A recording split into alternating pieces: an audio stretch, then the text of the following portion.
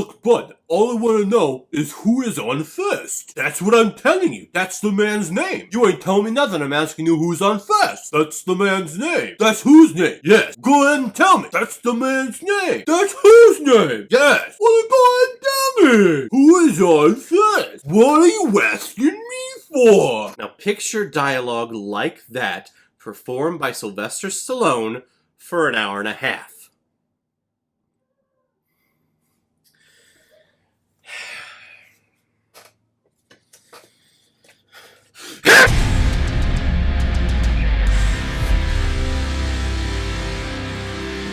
Oscar, released in 1991, and is directed by John Landis, who's also directed such films like Animal House, Blues Brothers, Three Amigos, and Coming to America, one of the greatest comedies ever made. So what the fuck was this? And the film is starring Sylvester Stallone, Anaya Muti, Peter Riegert, Tim Curry, Marissa Tomei, and Kirk Douglas, who plays Sylvester Stallone's father. And I was thinking, like, wow, Michael Douglas, what is he doing here? He actually looks kind of old for his age around this time. It was the early 90s. And then it just dawned on me, like, wait a minute. That's Kirk Douglas, the man who lived to be like 120 and just passed away. He passed away earlier this year or last year? Sometime in the last year. That man, he was old. And I'm applauding. That's not a detriment on him at all. He's like over 100, so good for him. I hope I can do that. And the reason why we're doing this film out of order for my schedule is because this was a PayPal donation from two of my biggest supporters of this channel, Mr. and Mrs. Rusted Beetle. You guys love ensemble pieces, and you guys are absolutely insane with how much you support me and the size donation that you gave me with the next couple of recommendations that I'll be doing for you. You recommended this one because you love ensemble films.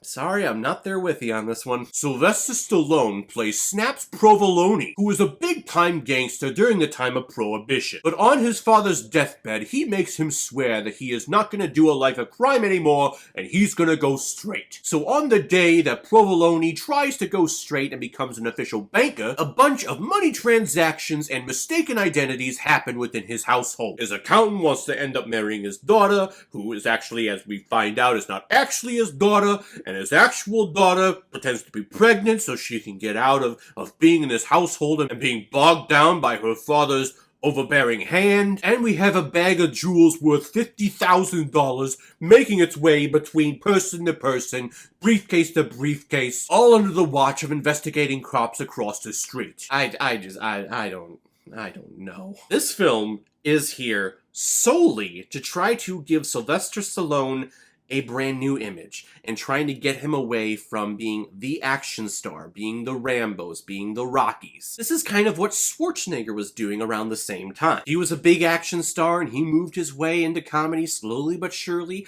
We got Kindergarten Cop, we have Twins. He actually turned out to be a pretty good comedic actor. Sylvester Stallone?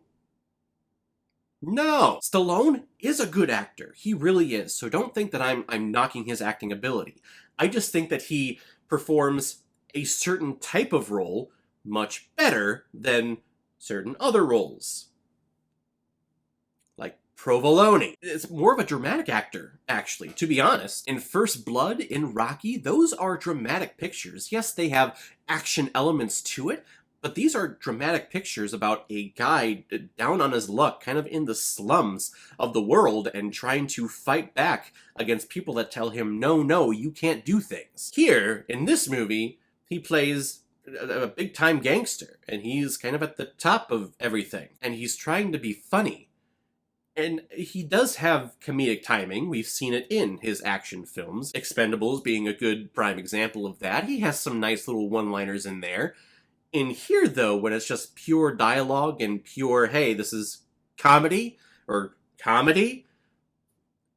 it's not there. Seriously, I wanted to take this piece of wood and just bang my head against it for the last, 30 minutes of this film.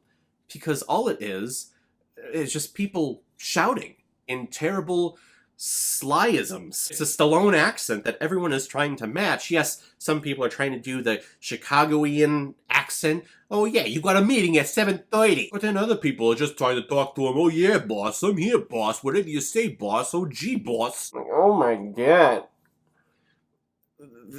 That works for like Looney Tunes cartoons, but for an hour and a half live action film where I'm supposed to give a damn about any of these people, it does not work. And I could give two shits about any of these people. I know, Mr. and Mrs. Rusted Beetle, you recommend this film because, again, you love ensemble pieces. Here's another ensemble cast, and I don't give a shit about any of them. Tim Curry shows up, and he's a national treasure. I love Tim Curry. He shows up as the dialogue coach, and I don't care about him because his dialogue coaching is not working for Stallone or for any of these people. I honestly wonder how many takes this film had. I see this film kind of being like a Sinatra situation during Ocean's 11, where all these guys come in and they're like, hey, baby, we're only gonna do one take because I gotta go to the DiMaggio and perform there, baby. I see that happening here. Whether it's Stallone being like that, I mean, maybe not, or maybe it's just the director going like, hey, Stallone, you're awesome, that was funny. Cut, print, check the gate, moving on. I mean, you can tell that he and all the actors are trying their hardest to be funny. And I think that's the problem, is that they are really trying to be funny when it's not. I mean, you take any of these scenes and you listen to the dialogue, heck, if you just read it on a sheet of paper, you could probably take this dialogue and put it into a 1950s gangster movie. You could put it into The Godfather, and it could read as, dramatic, serious dialogue. But here in this film, they're trying to convey a tone of comedy, but I don't think Stallone, at least at this point in his career, was experienced enough with his acting ability to realize, okay, how do I play comedy? Because really, I think the only thing that he thought about was, well, if I play comedy, how do I do that? Well, I just raise my voice and basically shout the whole time. That is all of the comedic timing that I was seeing from him, and I think it bled off on all the other actors, because that's all I was seeing. The dialogue's not funny, but if I raise my voice and do a lot of hand gestures, all of a sudden I'm a comedian. No. It just doesn't work. Seriously, I wanted to rip my ears off. Oh man. And not only is the dialogue and the situations here not funny, the situations are repetitive. It's the same situation of, hey, I want to marry your daughter. You want to marry my daughter? Well, you gotta give me back the $50,000 that you stole from me. And it's this back and forth dialogue of bargaining for daughter's hands, and for money that was stolen, and then for money that was stolen for daughter's hands. And I'm not kidding. It is the same situation in each scene, just maybe tweaked a little bit here, but it's really the same situation. And it goes on for an hour and a half. I just think this film is lazy. It is lazy writing, and I think just this whole situation is lazy. The only thing that I'll give this film credit for is the costuming, which is beautiful. It is stunning. These suits, these dresses that are on screen are downright gorgeous. These suits are made from the Funacci brothers. And there we go again, just stereotypical gangster Italian accents. Fuck you. I didn't enjoy this film at all. And actually, as the film was wrapping up, I was thinking to myself, why was this film called Oscar? They talk about Oscar being the father of Marissa Tomei's child, or made-up child, or being a former lover of hers. He was the driver that was fired, but we never see him. And then all of a sudden, in the last 10 seconds of the film, he shows up and is carted out and shoved away. And I'm just thinking, why was this called Oscar? I mean, it's kind of funny and ironic that the title of the film is a character that shows up in the last 10 seconds. I can't recommend this film to you unless you're really into great costuming, because this film has that.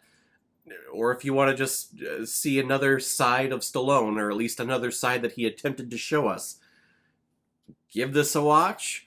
I will probably never watch this again, because I just want to live the rest of my life. I'm going to give Oscar 1 out of 5 Blu-rays. What? No. Alright everyone, since this was a PayPal donation, I had to shoehorn it into my schedule, but now that is over, we will continue on with our schedule as normal. So if any of you have recommendations of films that you want me to review on here, leave your comment below this video, or go to my Facebook page, my Instagram, or my Twitter, leave your recommendation there. If I have access to it, I will watch, review it, and give you a shout on the channel. And again, if you want to support me and help support this channel, you can make a PayPal donation on the main page of my YouTube channel. You can attach your movie to the donation for any recommendation that I can expedite for you. Get done as soon as possible. So guys, if you've seen Oscar, what did you think about it? Am I being too harsh, or did I miss something here? Whatever you thought, comment below, let me know what you thought about it. And as always, if you like what you see here, if you like my take on movies, then hit the subscribe button and make sure you hit that bell so you'll know the next time I release my next movie review. So guys, I will see you next time on the channel, but in the meantime, be well, be good to each other,